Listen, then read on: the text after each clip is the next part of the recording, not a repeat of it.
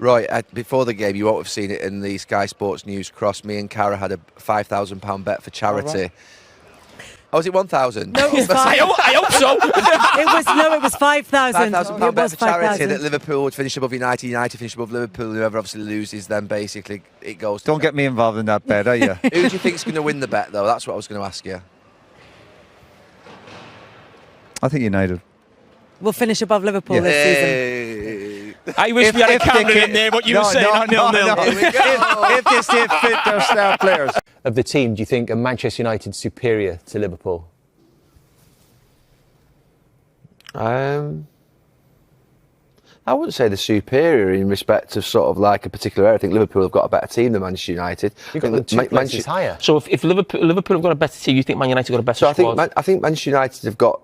Liverpool have got far better forwards. That is the thing that they do have.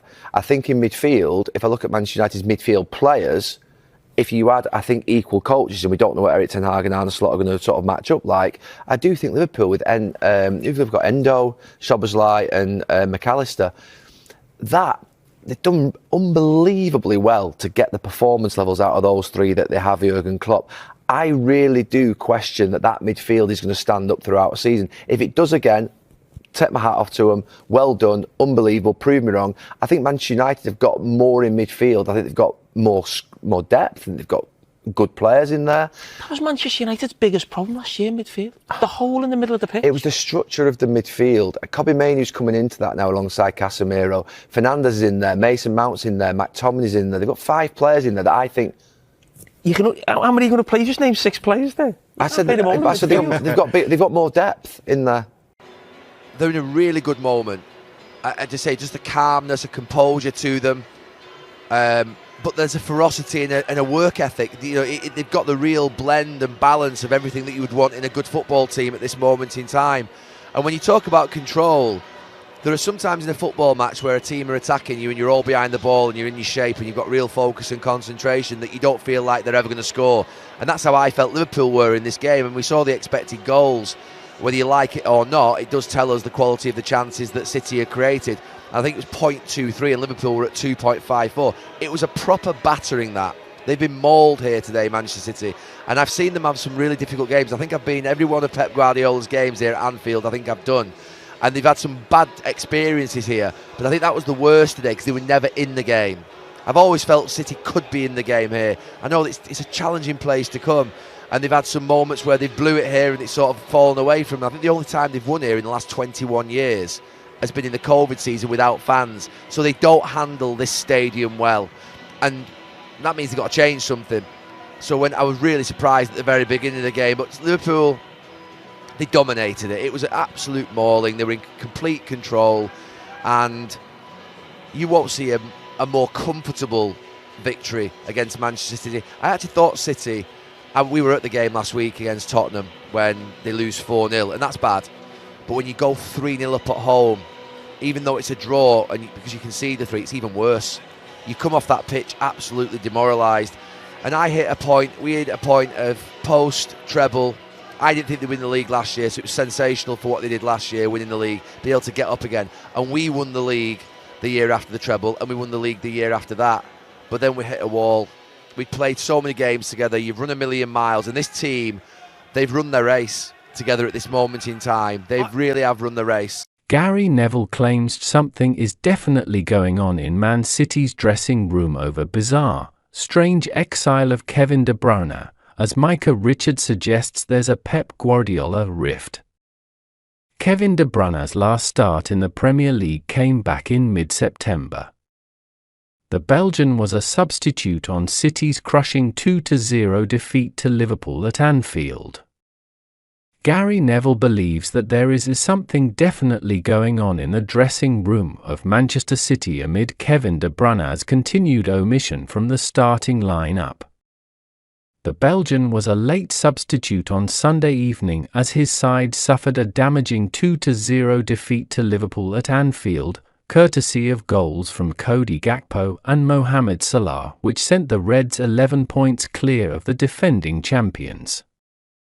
De Bruyne has struggled with a hamstring injury in recent seasons, missing 19 games last term with the issue, while in this campaign his minutes have been managed after he was forced to sit out 5 matches following a recurrence of the same problem. But with Pep Guardiola's out-of-sorts side needing a result against Liverpool to keep their dwindling title hopes alive, the decision to omit the 33-year-old from the starting side raised a few eyebrows, including that of Neville, who believes it shows that there are some issues inside the City camp. There are a few things that are interesting, he said on the Gary Neville podcast after the final while at Anfield.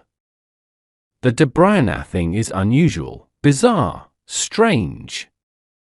Why is probably the best player the Premier League has had in the last 10 years not out there? We know he's had injuries, but why is he not out there? Because he's a leader, he's got authority, his confidence and brilliance, so something is definitely going on in the dressing room. There's something happening, but Guardiola has got complete control of the club. He's extended his contract and he's probably just waiting for the January and summer transfer windows. He has built 2 sensational football teams while he's been at the club, and he's going to have to go and build a third.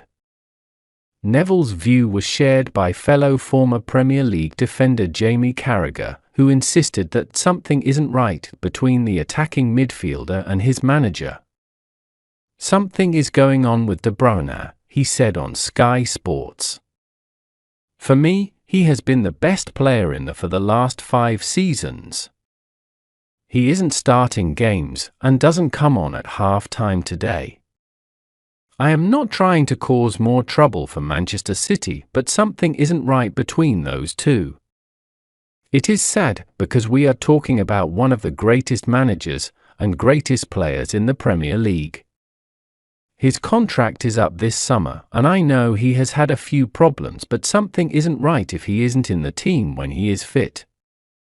Last summer De Bruyne was linked with a move away from the Etihad as his current deal neared its expiration date.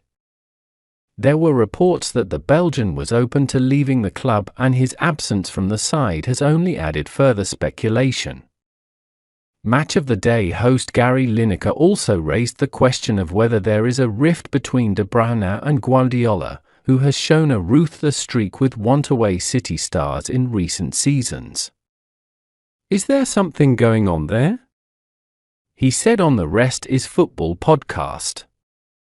He's been coming on for about 5 to 10 minutes for about a month now, so you'd imagine he's getting fitter.